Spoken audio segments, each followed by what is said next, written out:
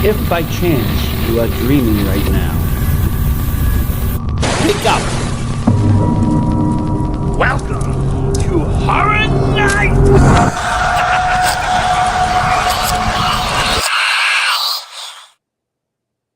Welcome, everybody, to Horror Night Spooky Friday.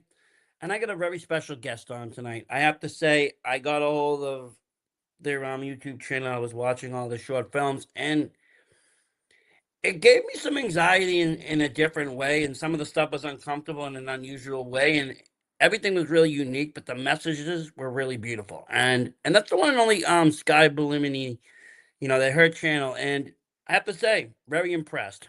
Thank you. Thank you so much. And it's Belluomini. Trust me, nobody ever gets it right on the first time. It's fine. There's a whole bunch of missing letters in there that are just silent, huh? Yeah, it's Italian, so they I'm butchered it. Italian. My I father get came it though. over.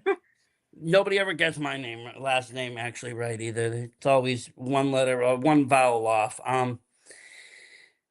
But yeah, let me ask you. I mean, I was very, like I said, I watched all the films in like 2 days.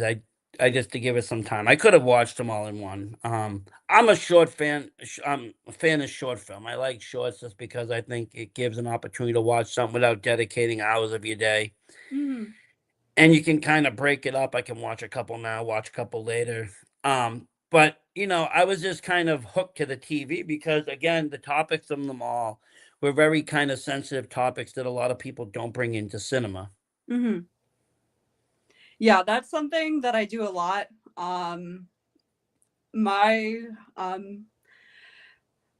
like the way I approach filmmaking is I like to give the people who wouldn't necessarily be shown, so like people with mental health issues, people who are LGBTQ, like the downtrodden, the people that society um, looks away to. I like to give them a voice with my films.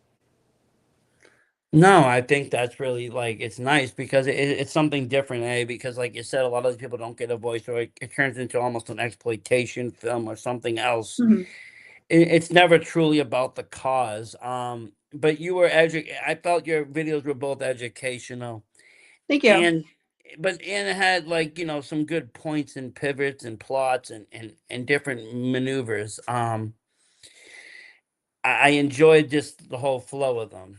And Thank you. like I said, it's not usually my, total genre of, kind of films. Normally I'm just, I'm a straight up, I like a lot of just horror, or psychological horror, but this one was a little bit different. Some of these things, were kind of scary. Like the one about just the chronic illness, I thought was Mhm. kind of scary. And the first one too, because there's a lot of people that I think suffer with eating disorders Mhm. that, especially in today's age, just don't get talked about. Mhm.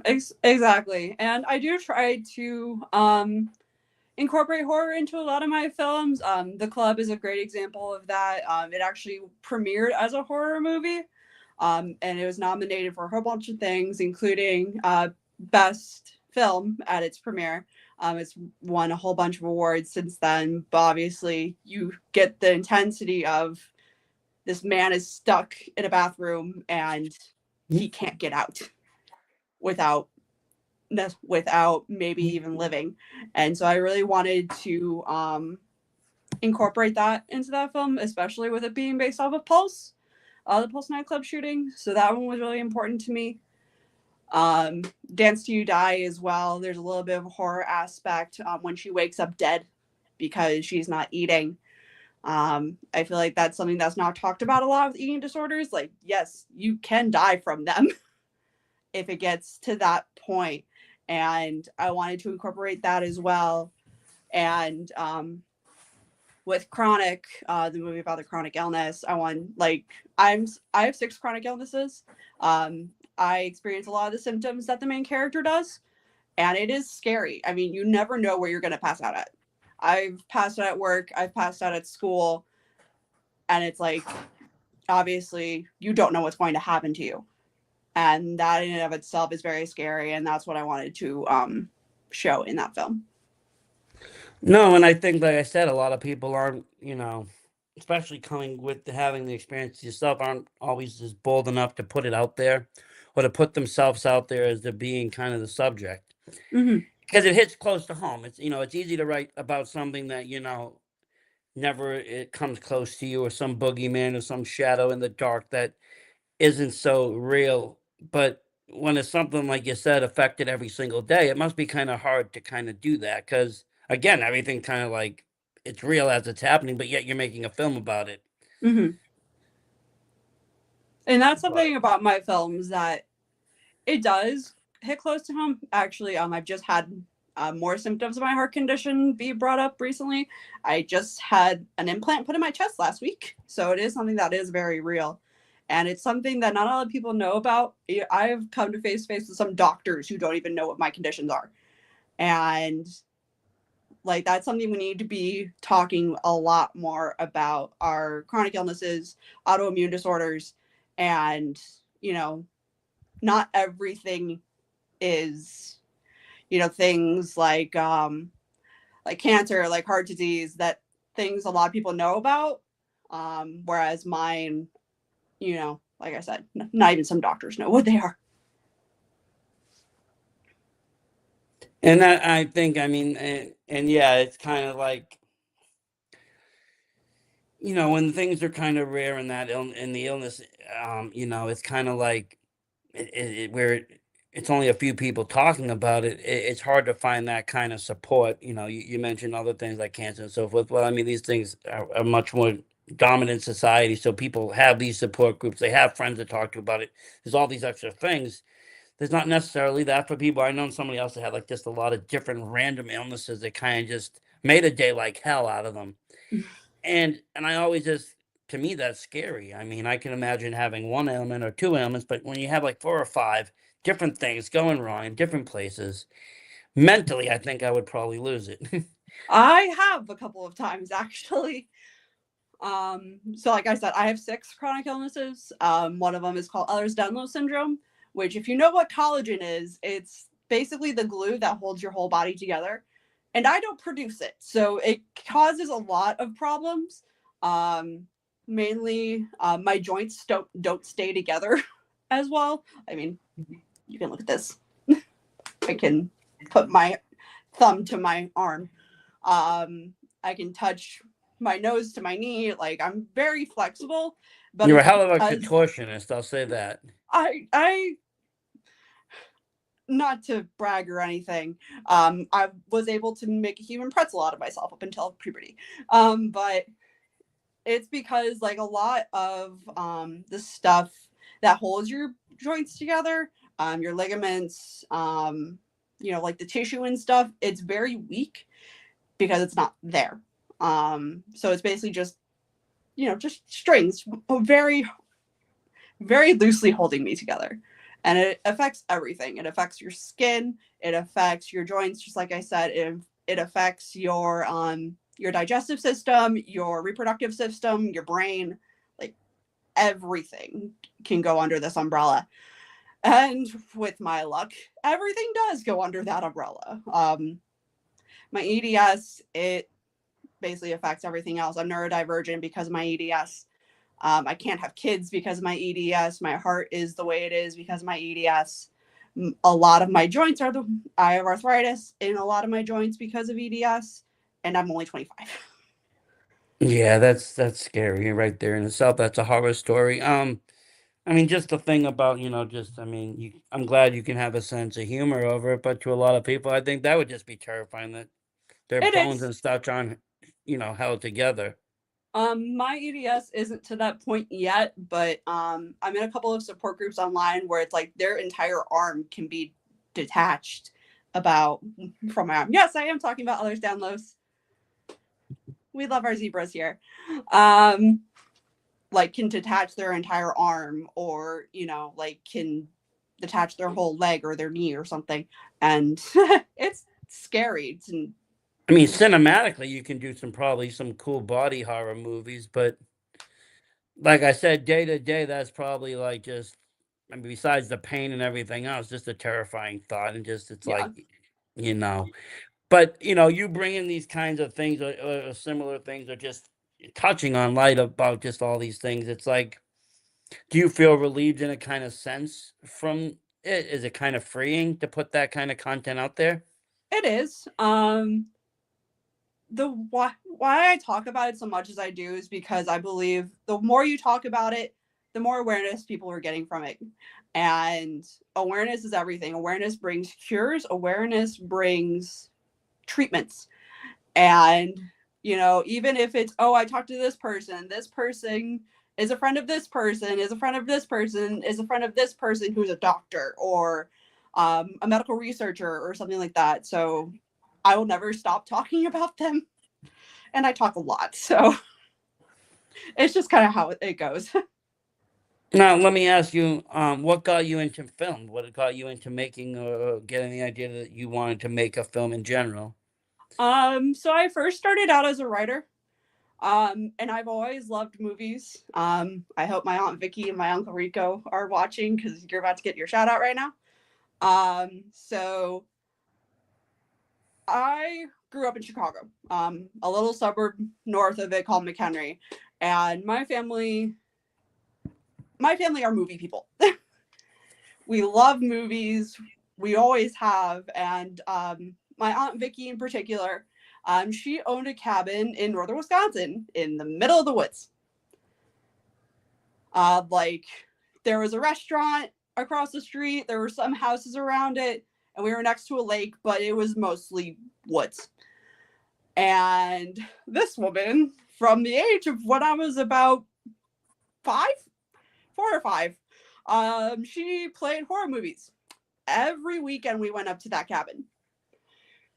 It started out very traumatizing, as you can imagine, being at a cabin in northern Wisconsin in the middle of the woods. The irony is not lost on me. I was very scared as a child. But as I started getting into like my teen years, I would say, I started thinking about this stuff and I'm like, okay, am I starting to like this? Is this weird? But my Aunt Vicky is the weirdest person you'll ever know, and I love her because of it. So we used to do a lot of that. And then my Uncle Rico, he actually worked at Skywalker Ranch. He wanted to get into filmmaking. Unfortunately, he didn't go that path, but he loved Star Wars.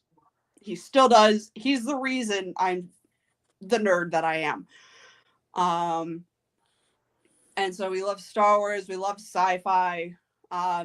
Marvel, when that started becoming a thing, we would always talk about it. And I was like, I could do that. I was a very imaginative kid. I was always coming up with stories and things. When I would go play with my friends, I'm like, okay, we're just going to go with the story, make up as we go. And we did that a lot. So I was very imaginative. And so when 5th grade came along, a little precursor to this, I was not a popular kid whatsoever. Everyone hated me. I had like 1, maybe 2 friends, but everyone hated me. I was undiagnosed autistic. I mean, I was the weird kid. But we came up with our first writing assignment, my teacher, Mrs. Crystal. And we wrote it. I wrote this story about puppies, which I'm going to be honest, I can't even remember half of it because obviously it was like, 20 years ago? But I wrote it, turned it in, I was the perfect kid. I turned everything in. And it's like a week went by and she had me stay after class before everyone went to recess. And I freaked out because I was the perfect kid. And I was like, what did I do? And she was like, calm down. And I'm like, okay. And she started going through all the stories. And mine was the only one with an A on it. And I was like, did the rest of them suck or something? Or she was like, this is really good. Okay, cool. Can I go now? And she was like, do you want to read this aloud to the class? And I'm like, sure, because me, perfect kid, never said no to a teacher. And so the next day I wrote it as part of like our English section, whatever. And half the room stood up and clapped. Ooh. And I'm like, what? You guys don't like me. What? And I always say to people when I tell them this story, I was popular for 2 days because the entire school found out about it. Because you know how kids talk to kids, and whole things blow up. And everyone wanted me to read their story or read them my story. And I was like, what is this? Like, am I popular? What? Weird kid. But that went on, and then I had basically an amazing array of English teachers up until high school. And they just kept fostering my love of writing and my love of horror writing, because when you're 5th, 6th, 7th-year-old kid, you're not writing about kidnapping and murder and all the other stuff, but they let me do it, so I did it. And when my freshman year of high school came, my teacher, she was pregnant and was out for the semester, so we had a substitute teacher. His name was Mr. Hutchinson, and he actually got his degree in screenwriting, but became an English teacher. And I was still writing, still doing a lot of things. And he's like, have you ever tried screenwriting? Because like the stories I was writing were mostly short stories. There wasn't like book writing didn't really click for me, but that was the only thing I knew how to do. And he was like, why don't you try this? So he put Final Draft in front of me and I just started writing. And I'm like, I like this a lot. He's like, well, here, just use my account. And I'm like, okay. And I just kept writing scripts. Eventually I didn't use Final Draft anymore. I just used my computer. Because obviously Final Draft for a high schooler is way out there. And I just kept writing. And then was it my sophomore year of high school, maybe my junior year, I submitted a script to UW Whitewater, University of Wisconsin Whitewater. They have a creative writing festival every year. Excuse me. And I submitted to it, and my story actually got an honorable mention. And that was when I sat down and I was like, this could actually be a serious thing. And so I kept writing. I wrote my first feature at 17. Wow. And then college was starting to come. And I told my parents I wanted to be a film major. I wanted to write movies. I almost gave my dad a heart attack. My mom was okay with it, but my dad's a very stern man. And I almost gave him a heart attack. I had a couple other conversations with him to get him to be okay with this. Went through college, kept writing. And then I heard about this little thing called OIF, which is the Organization of Independent Filmmakers. Used to be Orlando Independent Filmmakers, but now they have a couple of chapters all over the United States. And so I was like, okay, I'm going to start getting on set. I started off in makeup because that was another love that I had. I still have. It's just, I prefer writing. So I started getting on set as a makeup artist. And people loved having me on set. And I was like, okay, I'm going to keep doing this. Because at that point of my college career, it was COVID and I was very bored. And I do not deal with boredom well. And so I just kept getting on set, kept doing things. And then when COVID ended, my sophomore year of college, I was like, I want to be writing because I've always been a writer. And so their next challenge, so they do 3 genres that you can submit your film to. It's like a script to screen thing, 48-hour, but instead of 2 days, you get like 2 months. And so it was June, which is Pride Month, and I'm a very gay person. We love our queers, but I wanted to write something about Pulse.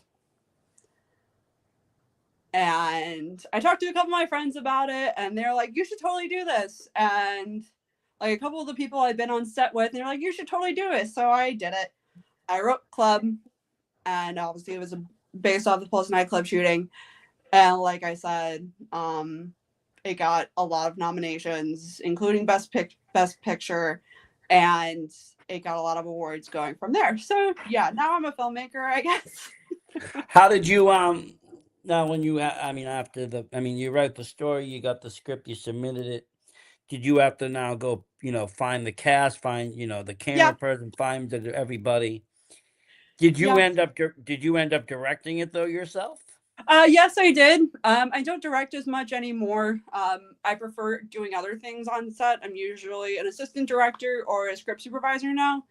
But yes, I did end up directing it. I directed my first couple of films, and then my former business partner, he directed the most of them. We recently split, but I usually find other directors because now my film circle is probably close to 300 people. So I'm like, hey, you want to direct this? And most of them will say yes. Um, so that's how it's gotten to now. But yeah, I did direct it. And I just don't enjoy it as much as I enjoy writing. Like I'll do it if somebody asks me to. Um, but I prefer writing. But even with your own, and you trust people with your own stories, do you have like, Oh yeah. if you were to give your story out, do you like have restrictions? You can't change X, Y, and Z, or do you just like, here you go, do what you can with it? So I would say probably closer to the first option. Like there are things that I love about my scripts, and there is at least one thing in every script that I love that will not change. But I'm usually pretty flexible. I would like to say, my friends, if you're watching this, please correct me afterwards if I'm just totally crazy. But I'm usually pretty flexible on changing things. I just communication is a very good thing when you're in film because I have been with people who are not the most communicative people, and I'm not gonna lie, it pissed me off because they don't talk It's to each. hard to get anything done when there's no communication. The simplest tasks become just painstakingly hard, and honestly, there's so many miscommunication that everything just becomes a problem. I've experienced similar things, and I get that. Communication can solve almost everything if it's good Exactly. communication. Like we're a team. We're in this to make this thing that is usually a pretty beautiful thing. So why don't we talk to each other? Um, Unfortunately, that's not how all people roll, which is fine. You know, I still work with them. It's just if I have a story, I'm probably not going to be asking you to do it. Like if you ask me to write you something, I will do it because I love writing, and I will do it every single day for the rest of my life. But if it's my but if it's my project, I'm sorry, I'm probably not going to ask you to do it. I'm going to ask somebody who I know I work well with. Yeah, no, and then that makes sense. Just because, like you said, you're gonna have it go back and forth if there's things, and you just want that communication line open so everything just goes smooth with the project. Mm-hmm. You know, I mean, there's some people that they're very kind of protective of their own works in general. Some people won't let anybody else direct it. Some Mm-hmm. people are very lenient. They'll let anybody take a stab. They just might not like it. Mm-hmm. Like I've learned to be more humble with things. Specifically on my second film, The Table. I didn't take a piece of advice that I really should have. And so now I like to listen to everyone because you never know like whether it's going to change something or not. My most recent project that it's in post right now, it's called Sleeping Brittany. It's a farce based off of Sleeping Beauty, and Oh, I wrote the play for it last year, and we decided to make it into a short film. And my director Chad Wangle, he made it such an amazing thing that I definitely couldn't have done by myself. And he's amazing. He can do everything with his hand tied behind his back. He's just that kind of person, that kind of filmmaker. And it just became something amazing. And I hope it wins a lot of awards because I think it's hilarious. And I think that, it's a really good film. And I was really excited to have him on it because he just made it so much better.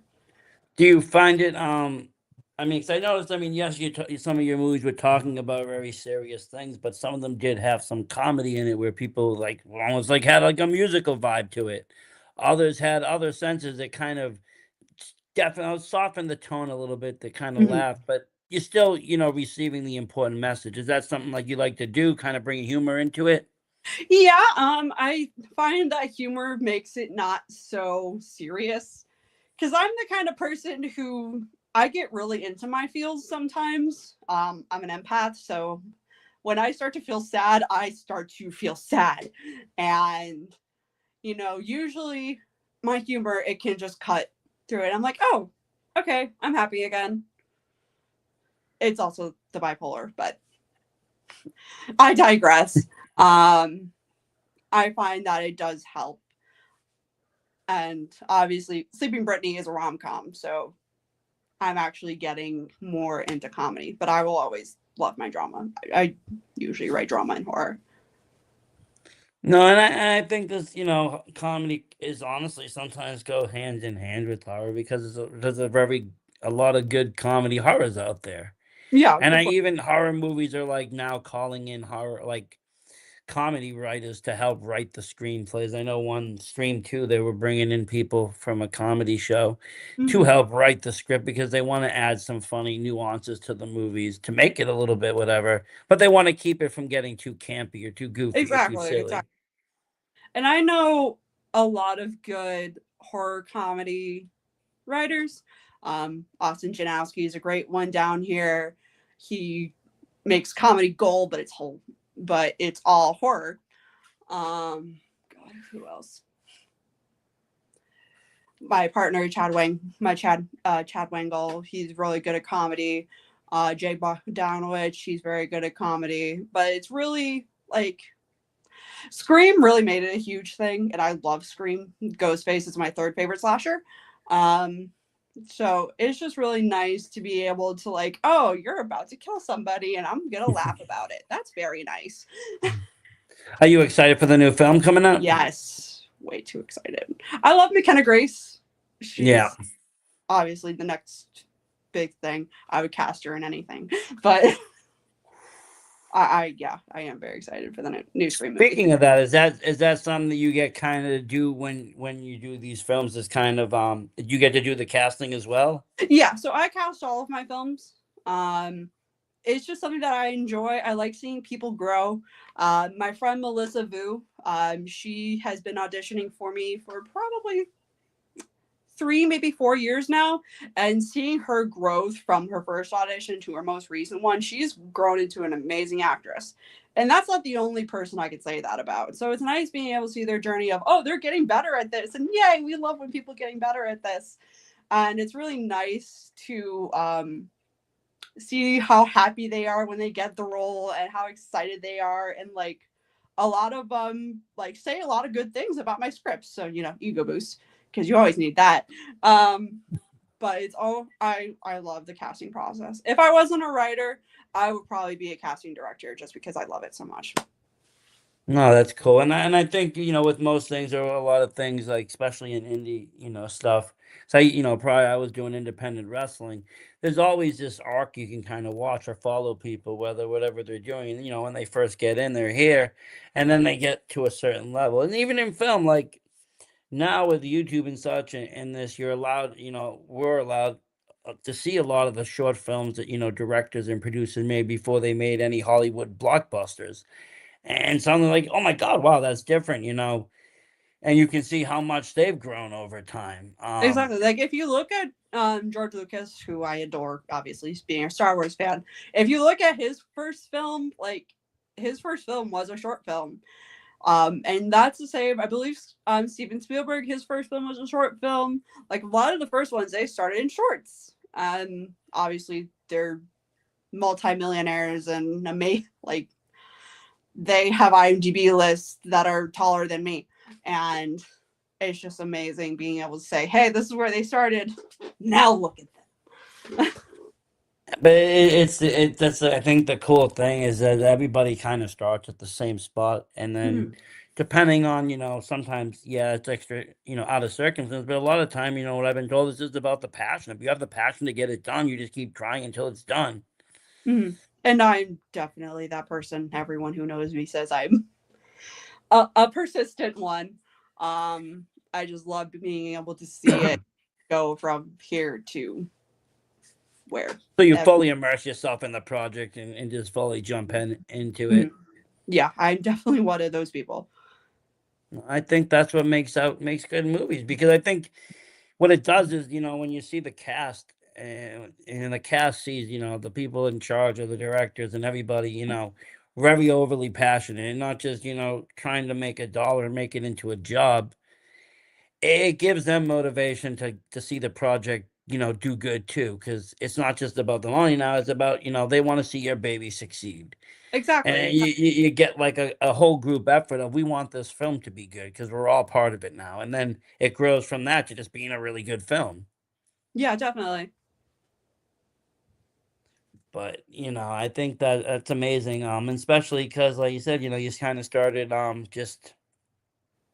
just writing. Not even, if you look back at it now, you probably never thought you'd be writing for, a movie, or writing for, film. Definitely not. You know, because even in that, there's a difference between short story, or full novel, or all the different styles of writing, and then there's like script writing, and then Mhm. there's actually taking that and making it into usable shots of the camera too. Mhm. And that It's a is whole something I process. prefer about movies. I do still write books. I just picked up back up on writing books last year. I'm still in the middle of writing my first novel, but I've been in I have a book published from when I was in college. I've just got into back into writing plays as well. But it is nice being able to see it all come together. Like a book, you write it and you're done. It goes to a publisher, it goes on a shelf. Whereas movies, like you get to see all of it. You get to see it from when you write that script up until it becomes a thing. And that process in and of itself is just beautiful. No, it is. You say you write like a lot of plays. Where are these do these plays end up, like, where do they go? They go to Broadway, they go into local, like, colleges and schools, I would local like to theaters? hope that one day eventually they'll get to Broadway. I was a theater kid growing up and I love plays. I love musicals. I can list you off my top five right now. Um, I do hope eventually it gets to Broadway. Actually, a very passionate goal of mine is to be the first EGOT writer. Because a lot of writers they only write movies or they only write TV shows or they only write books or plays or whatever, and I do everything. Um, so I think that's really cool. Um, last You could actually write the same project, and, like, you could, like, write a novel, then turn it to a film, then bring it into a play. Exactly. I mean, look at what Stranger Things is doing right now. Harry Potter. God, what's the one I just saw the other day? They're making it into a play right Well, now. I mean, even Wizard of Oz did a great job, even with between the movie Wizard of Oz being a play, and then just Wicked being a play, and Yeah, then yeah, of going course. back to It's just being a something that movie. happens a lot more now. And I love that. Obviously, the play that I did last year, Sleeping Beauty, is now being made into a film. It was just a one act play. It premiered as part of the Acts of Love showcase down here in Orlando. It's like they take a whole bunch of short plays, put them together, and they're all about love. And that was really fun to do last year. I plan to do it again this year, and however many years I can do it down the end. But I do love plays. I do love musicals. Obviously, Dance Until You Die was a musical. Um, and that's something that is a huge part of my life, and I want it to continue to be a huge part of my life. And yeah, hopefully one day it ends up on Broadway. Well, no, I mean, I guess that's the key. I guess I don't go to a lot of plays. I just don't get out there to them, but I just never know. I guess I mean, I see them at, like, schools or different places, and then I see them, like, the ones that come around to, like, Boston, and Mhm. those are the bigger named ones. So I don't really know the whole scene of that, of where they actually end up, or who ends up actually performing them, and how do you get those performed. Mhm. Film, I get. You can get a film, you can get a distributor, and boom, it's out there. Yeah. So I actually wrote our play as part of Acts of Love. Wrote it specifically for that purpose. Anything outside of that, I'm gonna be honest, I have no clue. I know Oh, that Fringe does a lot of things. There's one in Orlando as well as over in Tampa. I don't know about any other ones, but that is also something you can do. Get into Fringe, but otherwise, yeah, I'm probably as dumb as you are. no, that's great though. I mean, just like you say, just knowing how to do it all, and kind of knowing the differences, or how to write the differences, you kind of can become an all-in-one writer for anything or any project, and Mhm, that's really honestly a great skill to have. Everything has to start almost as something writing. mhm. Very few films just come from the mind only. Definitely, definitely. I've seen it happen. I've seen people improv stuff. I mean, and just kind of go with the flow with things. But again, they're still jotting something down, but I've always, been the kind of person to either watch a movie and then go back and look at the book, Mhm, or I've seen there's a book with a movie, so I'll read the book, or try to get through it as best I can. I'll be honest, I don't read a lot. I probably watch more. mhm, But then I'll try to watch the movie and see what was different.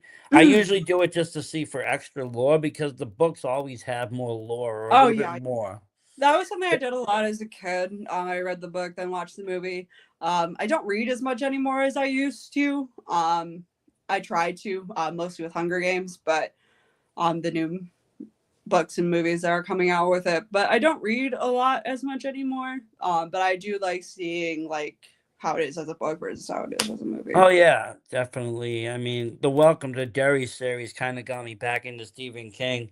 I don't really have the time to sit and read his 600 Yeah. page books. I do a lot of Audible and stuff, and audio books with it, and just while I'm doing projects, I'll just have it playing. But I thought they did a really good job. Somebody actually, not of Stephen King, actually taking almost all his universe and trying to connect the dots, and just I love that. When people take and make a cine universe, and then you see, in his case, it was a written universe, and then it kind of Mhm. became now a cine universe, and everybody's connecting the dots.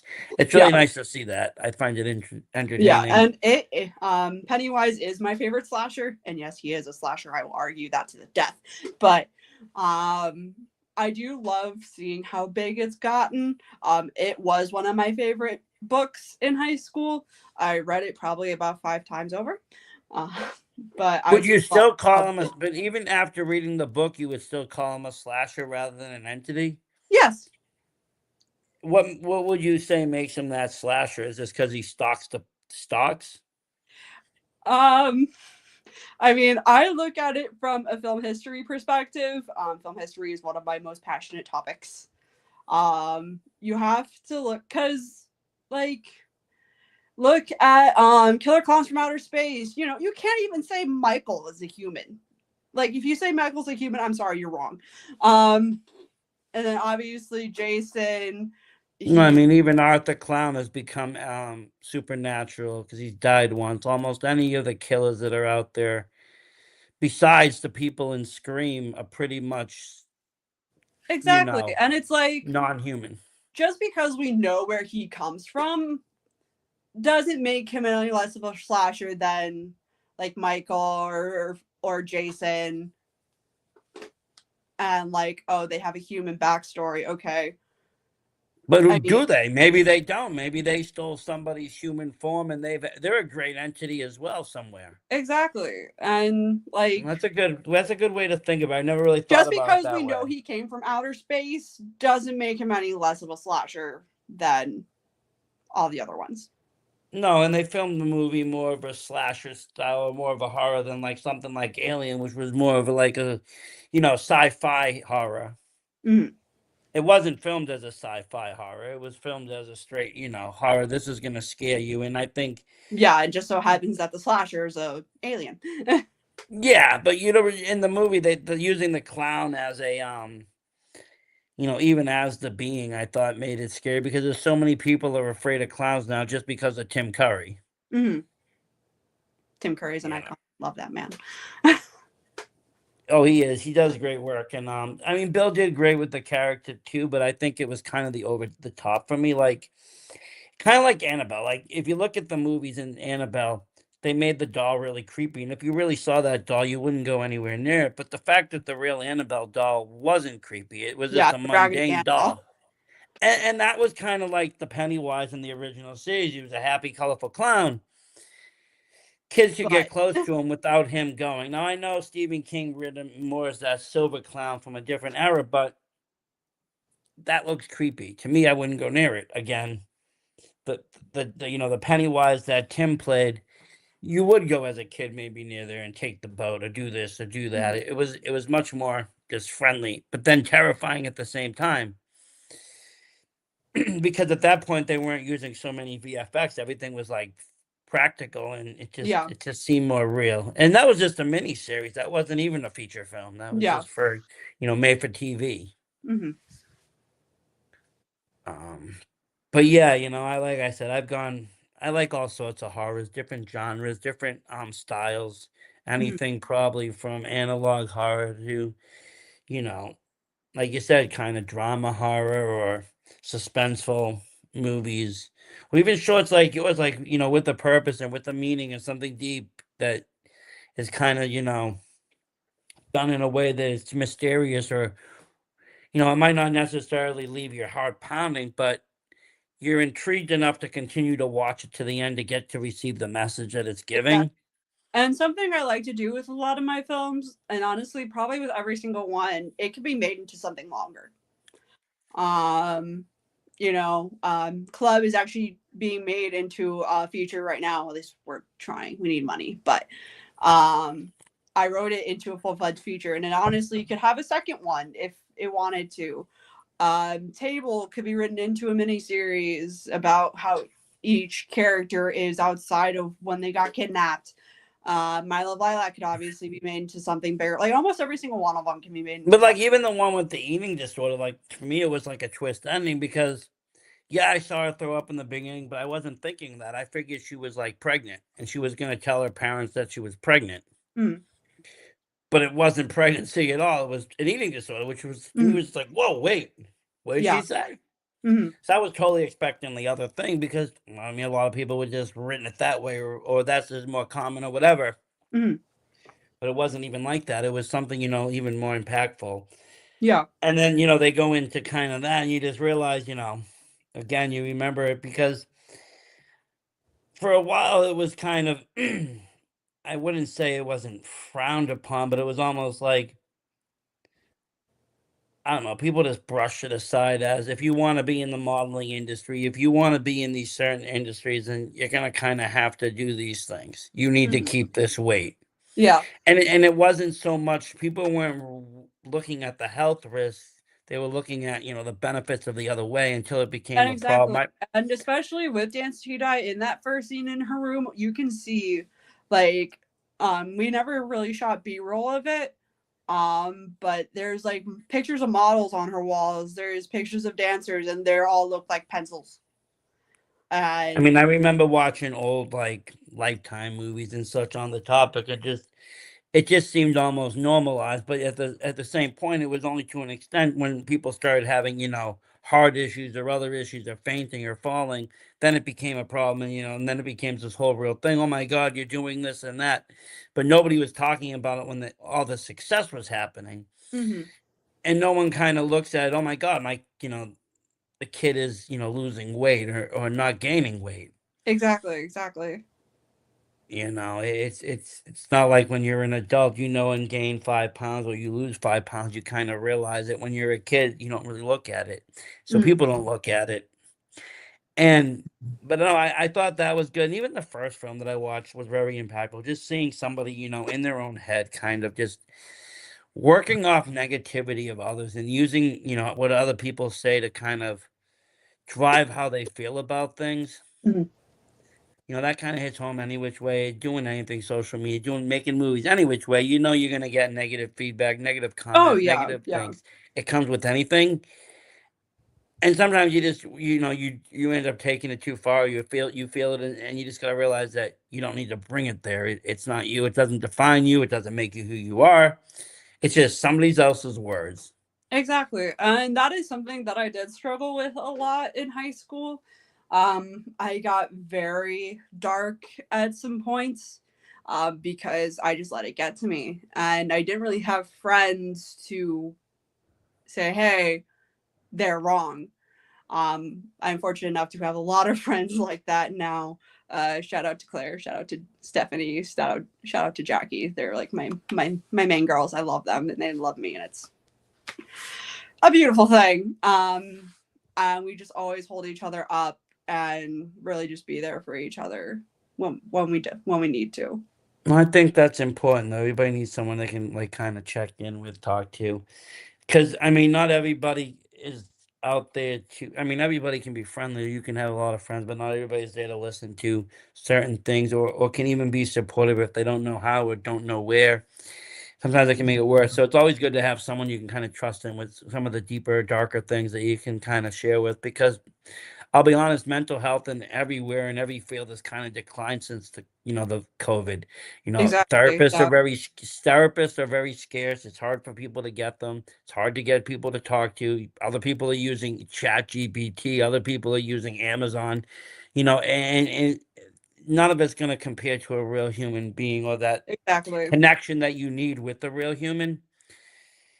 So it's great to have that, and I think even in your films, you kind of connect with people through them.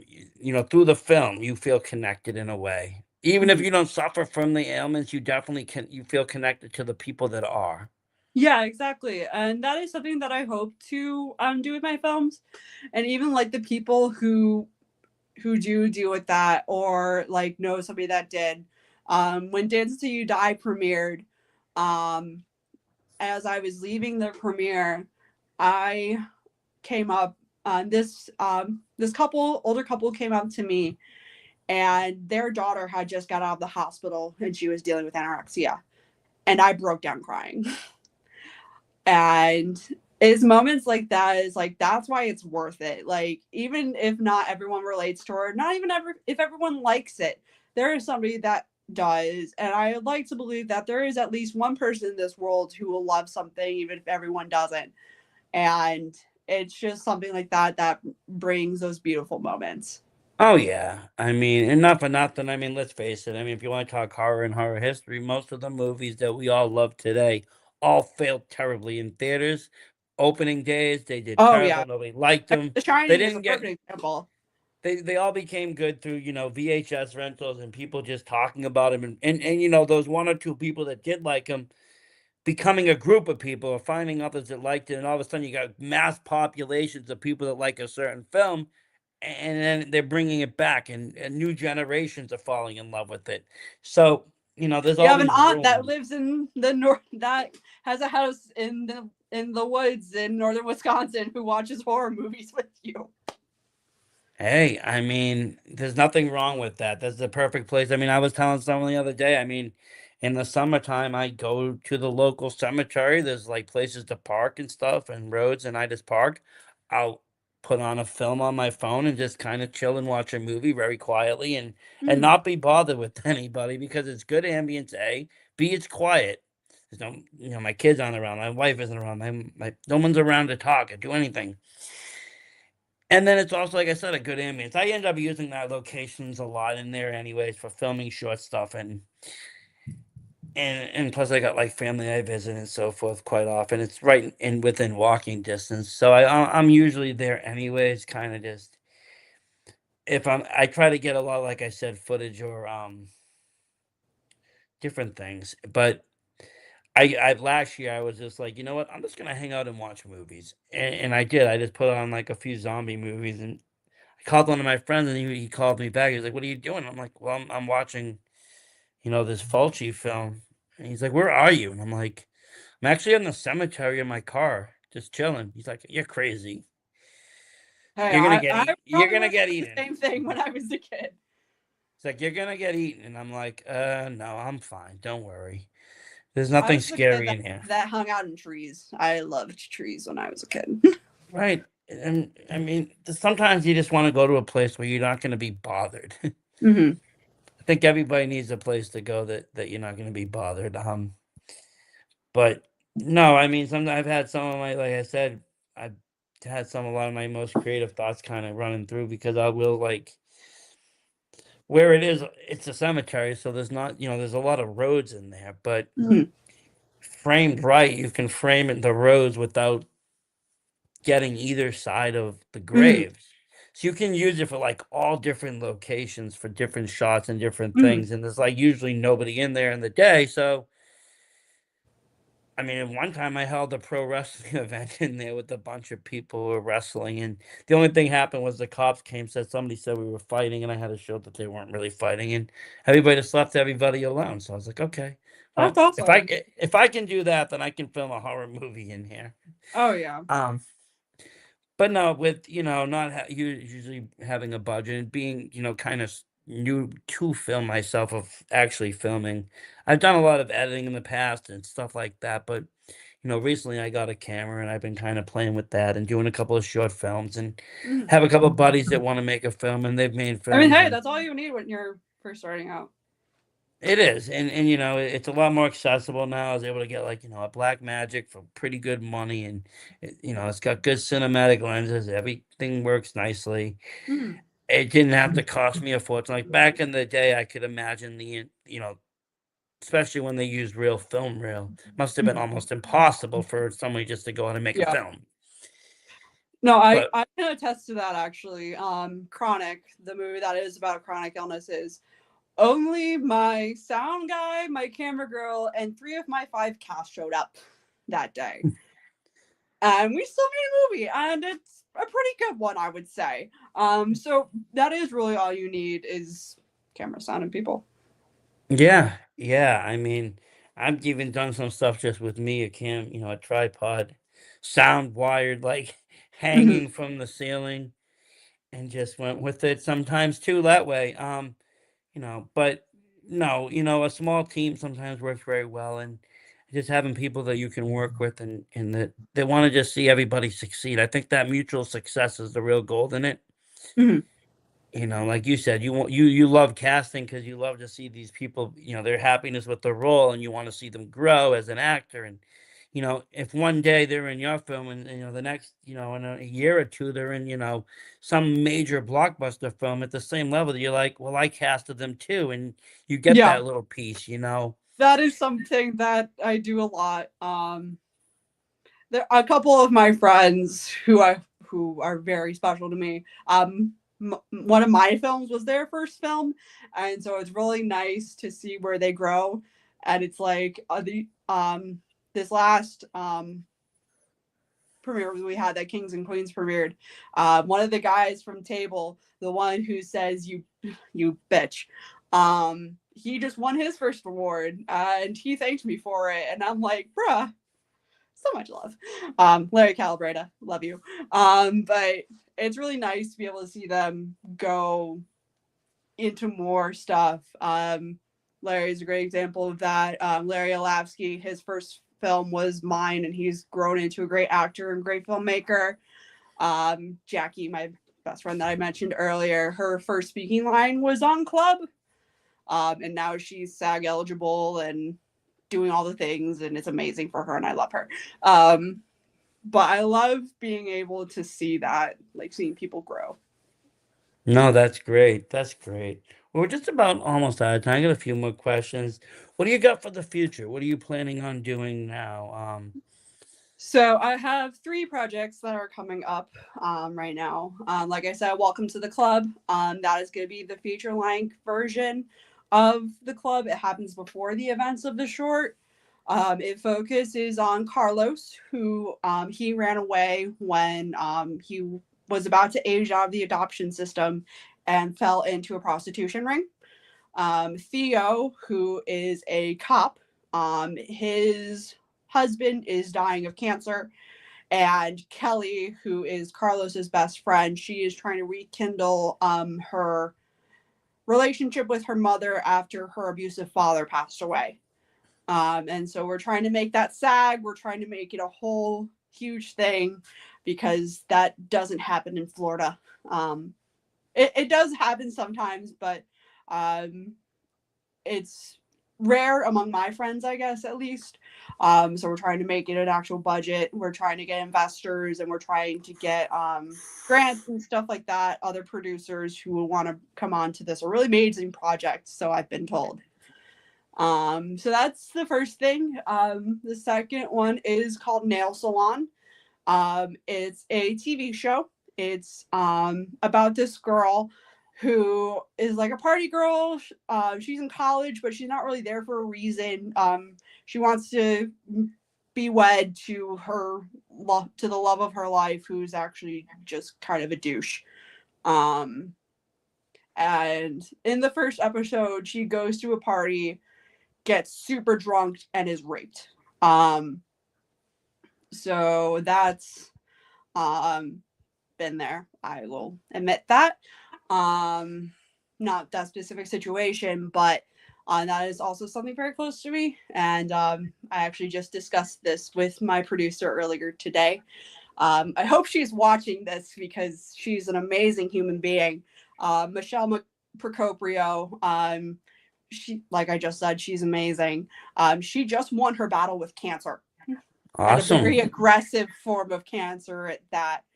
And she's just amazing. And I would like to announce on here that she has been chosen to play Detective Thornton. So I really hope she's watching this because I just can't wait to see her face light up when she sees this. But that is great.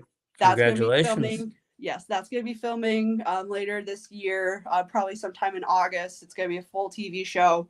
We have 10 episodes planned. I'm almost done writing episode 2. And the third one is called Sick. It's also a little bit of a longer version of Chronic. It's a little bit of a different story. It follows a girl who is starting her senior year in college. You know, she's ready to move on to that next step. She's ready to graduate. She has a really good outlook on life. And then she starts passing out. And her health just really declines and she can't figure out what's wrong with her. And she's about to lose her schooling. Her parents are super mad at her for it. And it's just her life is falling apart because she's about to get diagnosed with a chronic illness. And that's going to be filming later this year as well. Well, I love to see you busy like that. Because, as I said, your shorts that you do, I've seen, were very great. I can only imagine what you could do with more time, more budget, more money, more, bigger, grandiose things. You have a very unique style of telling stories, Thank you. and I really love that. Where can people find you besides, I'll mention your YouTube because I mean, I know it. I don't think the people at home know it yet. But where can people find you besides that? Also, do you do the other social media games? You have like an Instagram, Yes, I Facebook? do. So I'm on Facebook at Sky Belluomini, the way it's spelled exactly like that on the screen. I'm also on Instagram. It's going to be at Sky Belluomini is my personal page. And then Skyward Productions also has its own Instagram and Facebook page. The Facebook is Skyward Productions, exactly how you see it on your screen. And then the Instagram is sky.word productions, if that makes sense. You basically just put a dot in the middle of Skyward. Yep. Awesome. Awesome. Well, great. I can't wait to see, like I said, the more you do, definitely make sure you send me and shoot me links. Love to share things as they come, trailers and so forth, and really get to take a look at all the stuff you're putting out there. Thank Thank you. you. Thank you so much. It's been a great night. And thank you everybody at home for watching. As always, stay spooky, everyone. Thank you. Have a good night.